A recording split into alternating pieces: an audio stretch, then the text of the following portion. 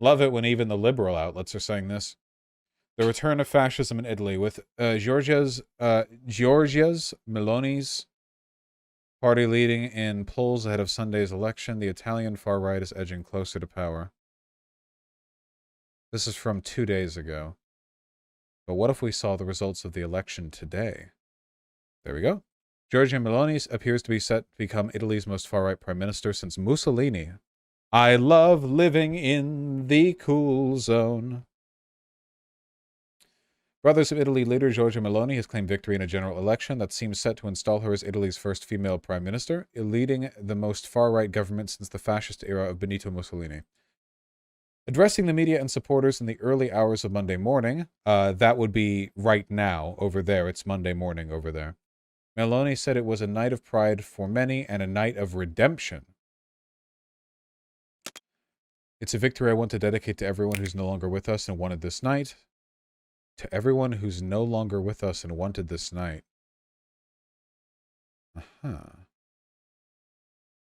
Starting tomorrow, we have to show our value. Italians chose us. We will not betray it, as we never have. At least 44% of the vote.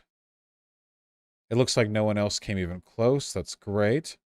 Meloni's Brothers of Italy party, whose origins lie in post-war fascism, has seen an astronomical rise in popularity in recent years, having won just 4.5% of the vote in the last elections. Wow, 4.5 to 44%. I take it the other parties fielded dogshit candidates? Center-right in clear advantage both in the House and in the Senate. It will be a long night, but already now I want to say thank you. Leads a party whose agenda is rooted in Euroscepticism, anti-immigration policies, and one that has also proposed curtailing LGBTQ and abortion rights.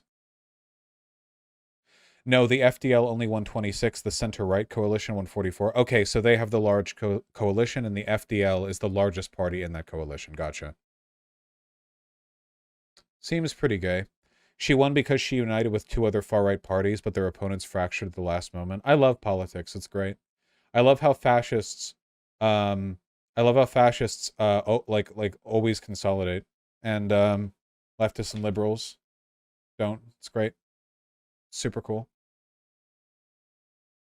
This is the new Prime Minister of Italy. Mussolini was a good politician.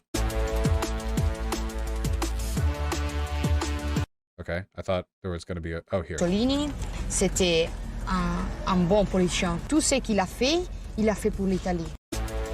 Yeah, I don't know Italian, but that sounds right. Cool. So we're defending Mussolini. Nice. That's French? Okay, whatever. Well, clearly then I don't know Italian, do I? Why was she talking in French? Europeans all know their fucking languages. Oh yeah, we had Glenn Greenwald defending, yeah. Italy's on the verge of an election that will result in its first ever female prime minister, Giorgia Meloni. Glenn Greenwald, well known for loving identity politics whenever it very specifically benefits fascists. One of Europe's most authoritarian politicians, the unelected EU Commission vice president. So even here he's repeating her propaganda. The most authoritarian politician is the EU, because Euroscepticism is a part of her platform. Hillary Clinton on Meloni. The election of the first woman prime minister in a country always represents a break from the past. That's certainly a good thing. Oh my god. Girl boss. I can't believe that ContraPoint's conversation with Hillary Clinton didn't move her over. How bad is Italy going fascist again? Well, I've said this before, but like Italy is so hilariously corrupt that it kind of makes me feel like I don't know how much I should care about who's in government at any point in time. For the same reason that I like probably shouldn't get to know the layout of a building built on top of like a hill, like that's like 2 meters diameter at its peak too much. I don't know how long it's going to be up there, but it's probably not good. You know, I think it's how do I feel about fascism? Is it bad? I think it's bad. Yeah, it's probably pretty bad. Fascism's pretty bad.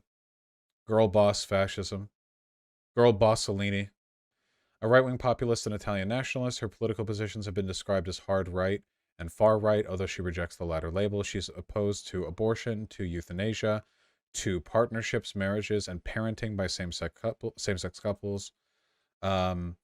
opposed to the reception of non-European migrants and multiculturalism, xenophobia, Islamophobia, a supporter of NATO. Oh, she can't be that bad.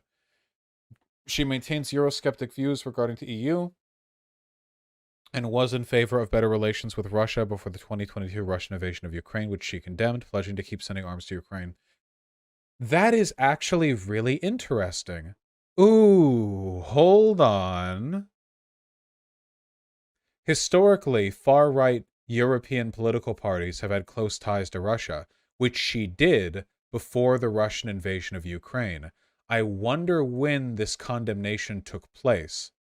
Because here's the thing.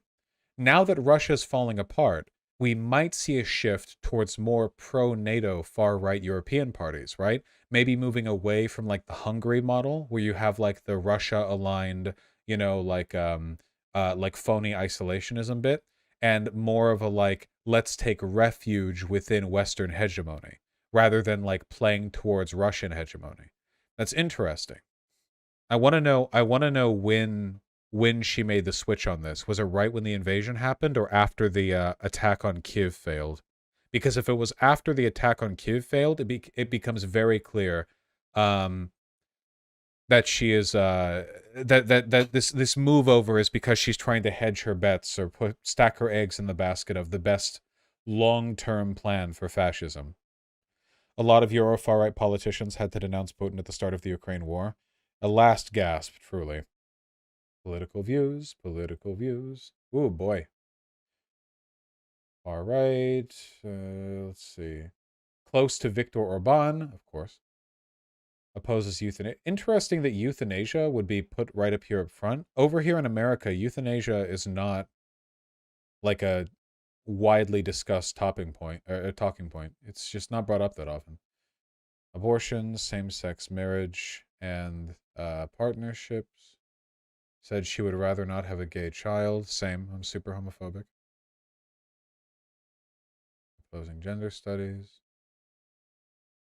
She is supportive of changing the constitution of Italy in order to make it illegal for same-sex couples to adopt children.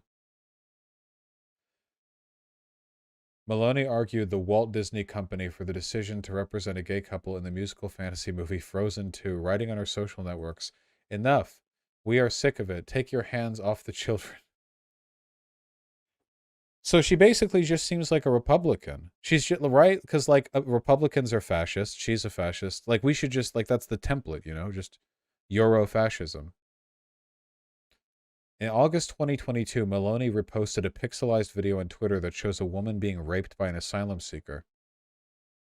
That's a wacky thing to post to Twitter as a politician. The victim of the violence decried the publication of the video, and she declared she was recognized by the video posted. After receiving backlash, Maloney tried to defend herself by accusing other...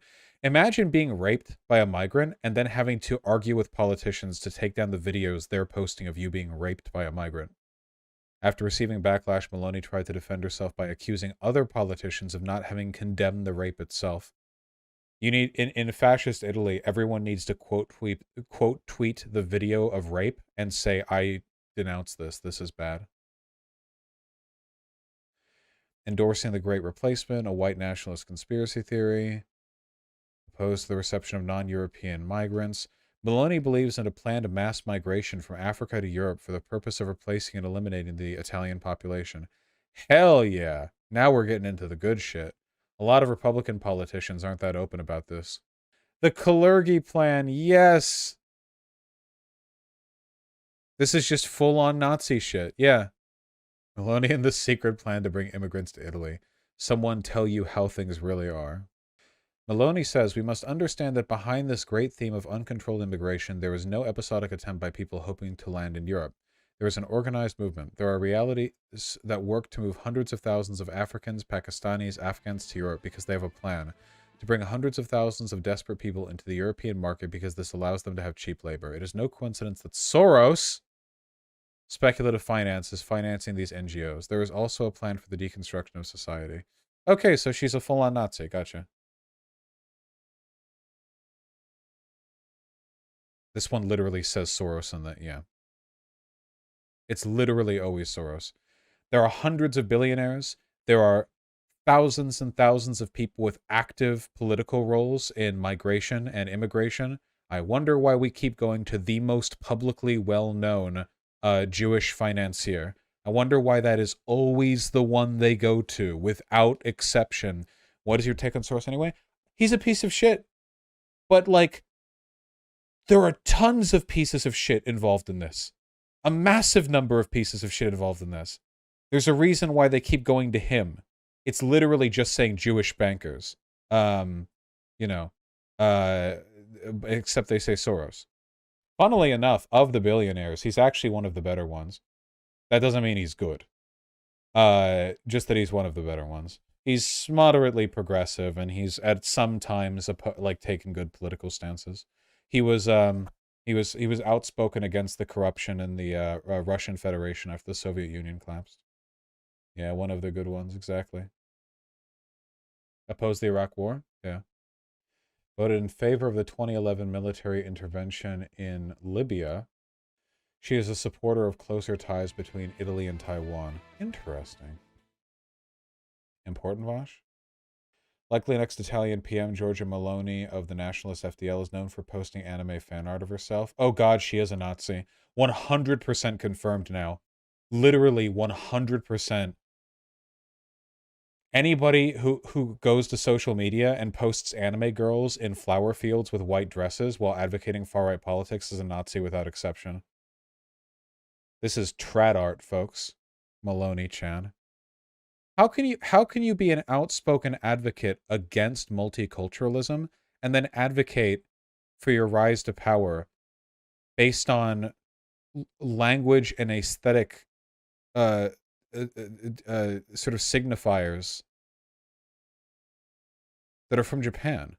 Maloney's expressed statements that generated controversy. She praised Italian dictator Benito Mussolini as a good politician, the best in the last 50 years. The best in the last 50 years, in an interview to the French newscast, Soir 3, in 1996. 50 years. I don't think Mussolini was alive in 1946. In May 2020, she praised Giorgio Almirante, the co-founder of the neo-fascist Italian social movement. Wacky. Pretty wacky. Oh, wait, this is the thing that she posed with. Yeah. Okay, yeah, that's the same. Okay, so it's the founder of the party. Yeah, okay. They changed the name, I see. Renamed in 1972. Okay, yeah. Formed in 1946 by supporters of the former dictator Benito Mussolini. Damn, how do you just do that?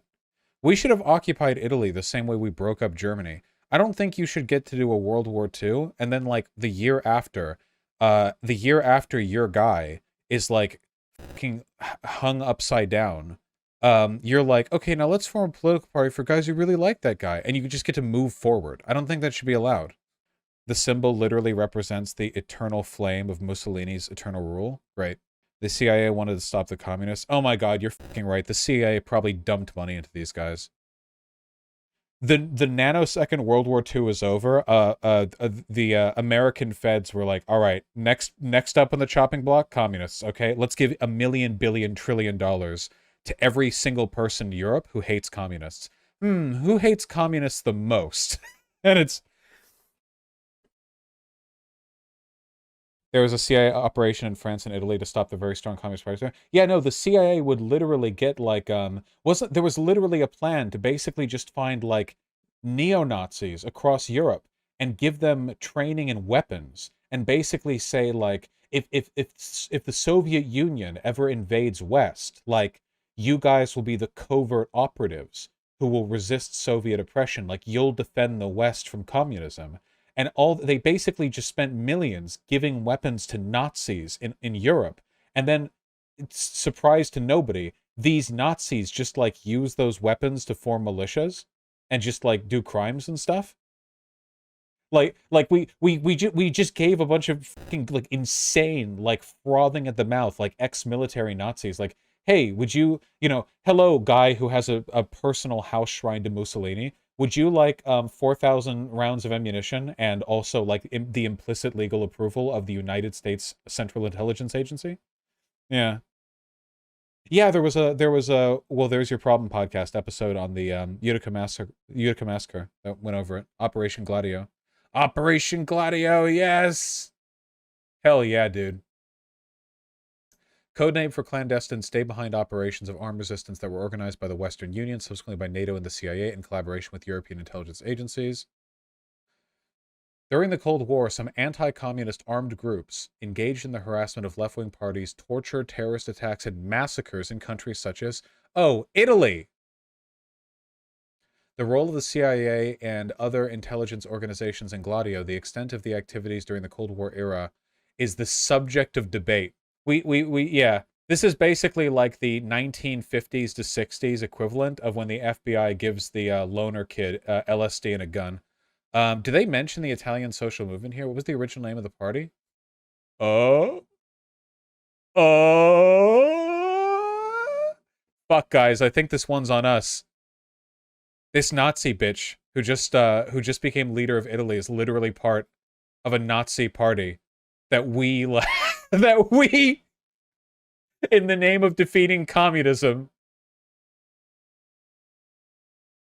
It's also reported that Pino Rauti, former leader of the MSI Fiamma Tricolor Party, journalist and founder of the far-right Ordine Nuovo, New Order subversion organization, received regular funding from a press officer at the U.S. Embassy in Rome.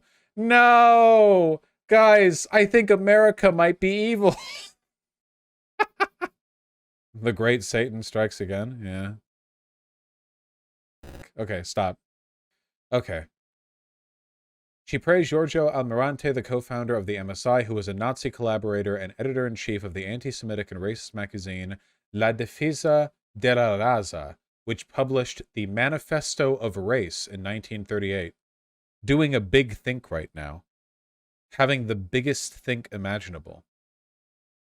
So we are fully okay with just like colloquially referring to this woman as a Nazi, correct? Part of the pro-Mussolini party, praised Mussolini, and also the founders of the party, who were Nazis, who allied with Nazis during the literal Second World War, Nazi collaborator, editor-in-chief of the Nazi magazine. Like, this is fine, right? Oh, probably not this stream, Galley. I don't know if being a blue name gets you out of the linker prejudice, but hold on to it for a bit. We're ending soon. It feels like everyone is so sedentary and reactionary. I feel like anti-fascist insurgencies won't be as supported as they were during the 1940s. Well, there was a literal war on during the 1940s. You know, the material conditions aren't quite the same, but we'll see. Vaush, she is a transformer. She doesn't believe in any of this anymore, at least not publicly. So as a general rule, are you guys ready for this? Okay? Never believe somebody who used to be a Nazi and now believes all the same things, except like in a more publicly appealing way, you know? This is like the Lauren Southern effect. Like, I've reformed. Well, how have you reformed? Well, I've spent several years finding slightly more optically defensible ways of promoting the exact same beliefs as before, you know? It's a general rule. Meloni declared the celebration of Liberation Day, also known as the anniversary of Italy's liberation from Nazi fascism, and Festa della Repubblica, which celebrates the birth of the Italian Republic, should be substituted with the National Unity and Armed Forces Day, which commemorates Italy's victory in World War I. Okay, she literally wants to get rid of the holiday that celebrates when they no longer were fascist, and replace it with celebrating the military. She said that Liberation Day and Festa della Repubblica are two controversial celebrations. Meloni defended the laws passed by the Berlusconi III cabinet that benefited Berlusconi's companies and also delayed ongoing trials involving him. Meloni stated it is necessary to contextualize them. Those are laws that Berlusconi made for himself, but they are perfectly fair laws. What? Those are laws Silvio Berlusconi made for himself, but they are perfectly fair laws? I'm sure this makes sense to a fascist. After the formation of FDL in 2012, Meloni decided to add the tricolor flame symbol to its flag, a symbol associated with MSI, which derived its name and ideals from the Italian Social Republic, a violent, socializing, and revolutionary Republican variant of fascism, established as a Nazi puppet state by Mussolini in 1943. The tricolor flame represents Mussolini's remains, where a flame is always burning on his tomb. Wait, do they seriously have an eternal flame burning on Mussolini's tomb? They hung him upside down. Why the f— Hitler doesn't have that shit? What the fuck? Why is nobody pissed on it? What the fuck is this? Excuse me. Do we want to maybe reconsider the attitude with which we're holding this the literal Benito Mussolini guy? This is a fucking shrine. What the fuck? Why has nobody bombed this yet? Not that I'm advocating for that. I'm just curious. It really is crazy how after World War II, there was like a real chance at socialism in Italy, and then the CIA just like squashed it. Literally. There were very active socialist parties in Italy after World War II, and it was like, nope, we got to fight the communists now. See, look, if you Google Hitler tombstone, the only thing that comes up is the tombstone for his parents, which I think is okay for it to stay up, just kind of like his historical curiosity. I mean, they weren't Hitler, you know. They weren't Adolf Hitler. I don't know if there's a tombstone for Adolf Hitler.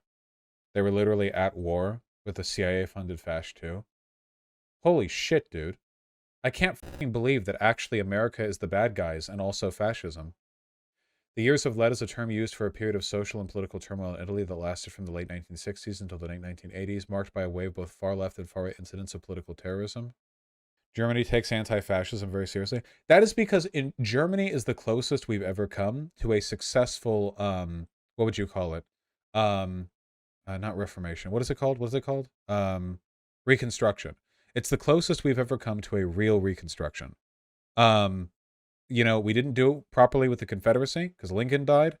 We didn't do it at all with Italy, I guess. But in Germany, we basically just squatted and just like rested our balls on their forehead for like 50 years until they could like recite the entirety of the 5,000-page "We're Very Sorry for Hitler" poem that we wrote out for them to read from memory. And once they could do that without any like stumblings or mishaps or whatever, then we took our balls off their face. How does it go again? We are very, very sorry. We are sorry to you. We're very sorry for that Hitler. He was poo. There you go.